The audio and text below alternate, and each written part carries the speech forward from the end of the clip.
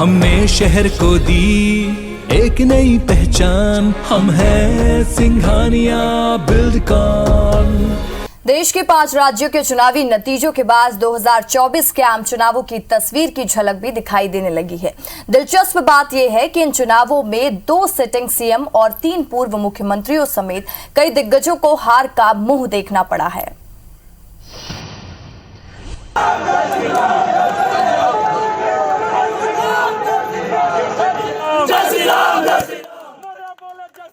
पांच राज्यों में हुए विधानसभा चुनाव में कई चेहरों की प्रतिष्ठा दांव पर थी।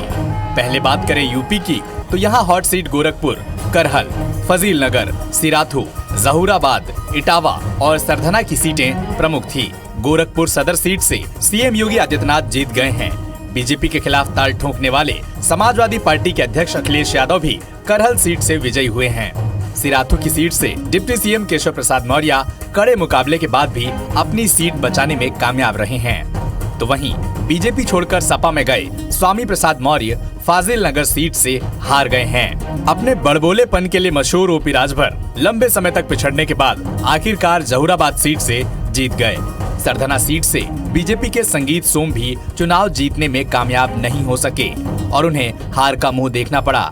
योगी सरकार के मंत्री रहे सतीश द्विवेदी इटावा सीट से चुनाव हार गए हैं। तो वहीं बीजेपी छोड़कर सपा का दामन थामने वाले पूर्व मंत्री धर्म सिंह सैनी भी सहारनपुर की नकुड़ सीट से जीत का स्वाद नहीं चख पाए। उत्तराखंड की बात करें तो यहाँ चुनावी नतीजों में बड़ा उलटफेर हुआ है। मौजूदा सीएम पुष्कर सिंह धामी ही अपनी सीट बचा नहीं सके। उन्हें खटीमा सीट पर करीब 6000 वोटों से शिकस्त मिली है। तो वहीं काफी उहापोह के बाद लाल कुआं सीट से चुनावी मैदान में उतरे हरीश यादव को भी करारी हार मिली है। भारतीय सेना में 26 साल तक सेवा दे चुके कर्नल अजय कुठियाल गंगोत्री से चुनाव हार गए हैं। उन्हें आम आदमी पार्टी ने सीएम पद का उम्मीदवार बनाया था।